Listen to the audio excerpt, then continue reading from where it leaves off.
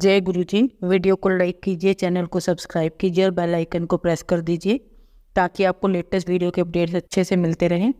नकारात्मक शक्तियों को हमेशा उम्मीद, आत्मविश्वास, दृढ़ विश्वास के साथ चुनौती दो।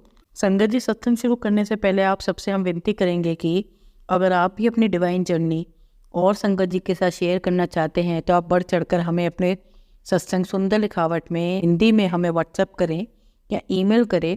और आप अपने आप को सत्संग शेयर करने से बिल्कुल भी ना रोकें, बल्कि बढ़ चढ़ के हिस्सा लें, औरों को भी अपना सत्संग सुनाएं और संगत को भी हमारे साथ इस डिवाइन जर्नी से जोड़ें। संगत जी, आज जो आप सबके साथ में सत्संग शेयर करूंगी वो बीना सैनी आंटी जी का है।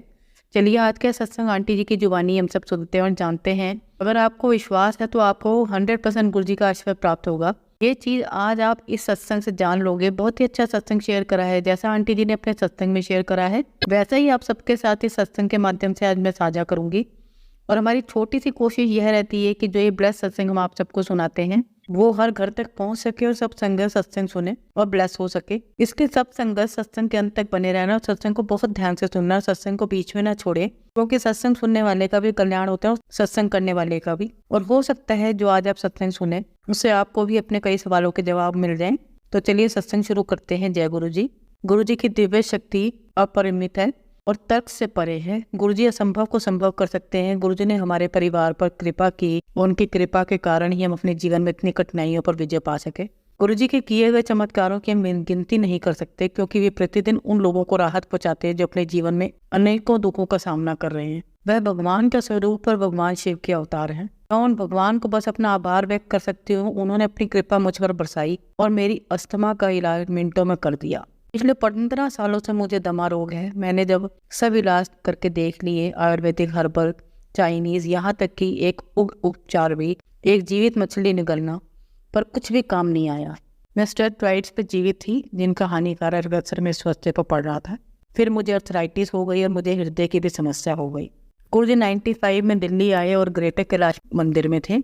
मेरी सास जो पिछले कुछ सालों से गुरु जी की भक्त थी, उन्होंने मुझे कहा कि मुझे गुरु जी के आशीर्वाद के लिए उनके पास जाना चाहिए। मुझे कभी भी संत और गुरुओं में विश्वास नहीं था, पर अपनी सास से गुरु जी की इतनी प्रशंसा और उनके अपार शक्तियों के बारे में सुनकर मैं इतनी प्रभावित हुई कि मैंने उनके मंदिर जाने का निश्चय किया। मेरी सास, पति और मैं गुरु जी का आशीर्वाद लेने के लिए गए। मंदिर के अंदर अगरबत्तियां जलने की वजह से मुझे वातावरण काफ़ी दम घुटने वाला लगा और मेरी सास की समस्या और बढ़ गई। जैसे ही मैं गुरु जी के चरण छूने के लिए गई, उन्होंने मुझे नाम से बुलाकर कहा, वीना आंटी, तुम्हें आशीर्वाद दिया। मुझे ऐसा लगा मानो मेरे अंदर ऑक्सीजन भर दिया गया हो। मैं सामान्य तरह से सांस लेने लगी। उस दिन से मुझे फिर कभी दमे की परेशानी नहीं हुई। गुरु जी की एक दृष्टियाँ ने मुझे ठीक कर दिया। दूसरा चमत्कार मेरी बहू से संबंधित है। शादी के 5 साल बाद भी उसे बच्चा नहीं हो रहा था और 22 अगस्त 97 को चंडीगढ़ में गुरु जी के पास गए। जैसे ही मेरी बहू ने गुरु जी का आशीर्वाद लिया, वह बोले, मैंने तुम्हें बेटा दिया। और जल्द ही वह गर्भवती हुई और 1 जनवरी 98 को उसे बेटा हुआ। गुरु जी की ओर से हमें नए साल की भेंट। मेडिकल साइंस में ऐसी घटनाओं का कोई स्पष्टीकरण नहीं है। गुरु जी की शक्तियों को समझाया नहीं जा सकता और इसका वैज्ञानिक स्पष्टीकरण दे पाना संभव नहीं है। गुरु जी का आशीर्वाद उनके सभी भक्तों के लिए है जो उनकी दिव्य शक्तियों से विश्वास रखते हैं। गुरु जी हमारे भाग्य का लिखा बदल देने की क्षमता रखते हैं और हम धन्य हैं कि हम उनके भक्त हैं। ओम नमः शिवाय। जी सदा सहाय। जय गुरु जी। संगत जी, अब हम NR गोयल अंकल जी का सत्संग सुनेंगे। मुझे गुरु जी के बारे में कर्नल SK जोशी से पता चला। उन्होंने गुरु जी के साथ अपने निजी अनुभवों के बारे में बताया, जिनका संबंध बीमारियों, आर्थिक परेशानियों, जायदाद और पारिवारिक विषयों से था, जिनका चमत्कार पूर्ण ढंग से समाधान हुआ। गुरु जी के पावन दर्शन के लिए मैं उनके साथ छोटे मंदिर गया। गुरु जी के मुख पर तेज देखकर मैं विस्मय रह गया और मैंने बहुत तृप्त महसूस किया। गुरु जी की संगत में बैठना एक अद्भुत अनुभव था। जो शांति और स्थिर था मैंने वहां महसूस की, ऐसा मैंने जीवन में पहली बार महसूस किया था। और मैंने महसूस किया कि एक गुरु के लिए मेरी खोज अब पूरी हुई थी, क्योंकि गुरु जी अर्थात वैसे थे जैसे आध्यात्मिक मार्गदर्शक की मैंने कल्पना की थी। शब्द सुनकर, गुरु जी के दर्शन पाकर और गुरु जी से पावन प्रसाद पाते हुए मेरा समय अति उत्तम व्यतीत हुआ। मुझे वो जगह बहुत अच्छी लगी। इस पसंद को एक परिवर्तन होने में बहुत समय नहीं लगा। गुरु जी के दर्शन, प्रसाद, शब्द और उनके शर्त रहित प्रेम की लत मैंने हफ्ते में एक बार नियमित रूप से जाना शुरू कर दिया और जब भी अवसर मिलता मैं हफ्ते में 2 बार जाने से भी नहीं हिचकिचाता। इसका परिणाम यह हुआ कि गुरु जी की कृपा से मैं आज स्वस्थ और तंदुरुस्त हूँ। वास्तव में गुरु जी के चरण शरण में रहकर मैं अपने चित बुरे कर्मों से छुटकारा पा सका हूँ। गुरु जी की इच्छा और आज्ञा से हम में से कुछ को अवसर मिलता है कि हम गुरु परिवार में से अपने मित्रों को भी शामिल कर सके। मुझे भी ऐसा ही अवसर प्राप्त हुआ जब मेरे एक मित्र महेंद्र कुमार मित्तल ने मुझे गुरुजी के बारे में बताया और वह संगत में आने के लिए इच्छुक हुआ। मैं उसके साथ गुरुजी के यहाँ चलने के लिए तैयार था। बहुत समय से महेंद्र अपनी बेटी के लिए एक अच्छे रिश्ते की खोज में था और अभी तक सफल रहा था। गुरुजी के दरबार में आने के एक हफ्ते में ही उसे अपनी बेटी के लिए एक योग्य रिश्ता आया। वह गुरुजी के पास उनकी आज्ञा और आशीर्वाद के लिए आया।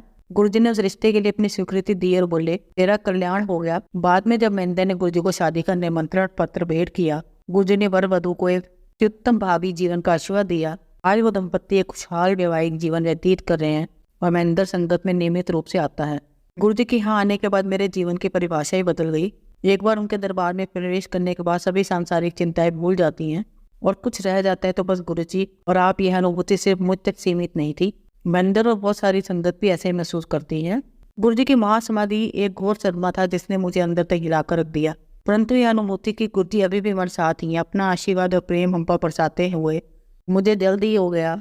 दिन में गुरुजी की खुशबू और जीवन के हर पहलू में उनका आशीर्वाद पूर्णतः स्पष्ट है। करीब 4 महीने पहले गुरुजी ने मुझे सपने में दर्शन दिए और अपने अनोखे तरीके से मुझे बुलाकर बोले, ओए कोयल इत्थे आ, संगत विच जाना न छड्डी। गुरुजी के दर्शन हमेशा मुझ में जोश भर देते हैं और मेरी स्मृति में अमिट रूप से छपे हुए हैं। साथ ही मैं उनकी आज्ञा का हमेशा पालन करूंगा।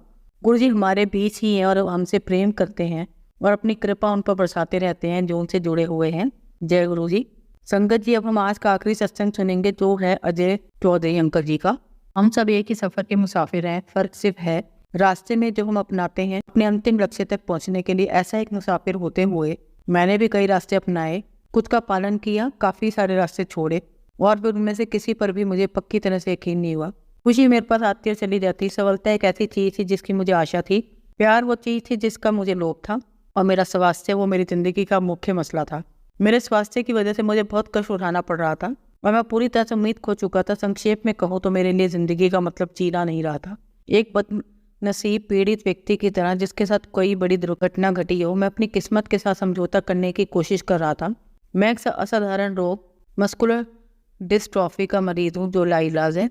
मैं अपनी बीमारी से भागने के लिए उसके बारे में भूलने की कोशिश करता हूँ ताकि मैं अपनी ज़िंदगी जी सकूँ, अपने काम और फ़र्ज पूरे कर पाऊँ, अपने रिश्ते निभा सकूँ और वो सब चीज़ें कर सकूँ जो मेरे लिए महत्व रखती हैं। फिर भी असल बात तो यह है कि यह रोग एक ऐसी हकीकत है जिसे जुटाना नहीं जा सकता। या तो मैं कुछ कर नहीं पाता हूँ या फिर जो काम दूसरे कर पाते हैं और मैं नहीं, उनको लेकर मैं उदास और दुखी हो जाता हूँ। ऐसा लगता है जैसे मैं अपनी बीमारी से जीत नहीं पा रहा हूँ। मेरी पत्नी और दोनों बेटियों ने हमेशा मुझे संभाला है, मुझे प्यार दिया है और मेरा ख्याल रखा है, पर मुझे हमेशा उनकी चिंता रहती है। मुझसे ज़्यादा वे जिम्मेदार रहे हैं और उन्होंने कभी भी मुझे विकलांग महसूस नहीं होने दिया है। फिर भी मेरी अंतरात्मा संतुष्ट नहीं थी। बिना किसी वजह के मुझे शिकायतें रहती। मुझे ऐसा लगता था जैसे मेरी ज़िंदगी में मज़ा और सुख नहीं था। हालांकि मेरे पास मेरा परिवार और मित्र थे, पर व्यक्तिगत और मुझे लगता था जैसे मैं एक मुसाफिर था जो एक ऐसी स्थिर राह की तलाश में था जो मुझे मंजिल तक ले जाए, जो मुझे याद दिलाए कि मैं कौन था और क्या करना चाहता था। मुझे मेरी चाह थी, मुझे खुशी मिले। यकीनन मुझे अपनी मार्गदर्शक रोशनी की तलाश थी। फिर एक दोपहर मुझे डॉक्टर जेथरा का फ़ोन आया और उन्होंने मुझे गुरुजी से एक बार मिलने के लिए कहा।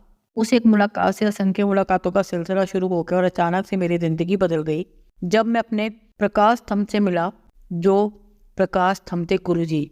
मुझे ऐसा लग रहा था मानो किसी ने मुझ पर जादू कर दिया हो। मैं एक ऐसे छोटे बच्चे की तरह महसूस कर रहा था जिसे उसका जिन मिल गया हो। मैं गुरुजी से सितंबर 2006 में मिला और उस दिन से मेरी ज़िंदगी बेहतर हो गई।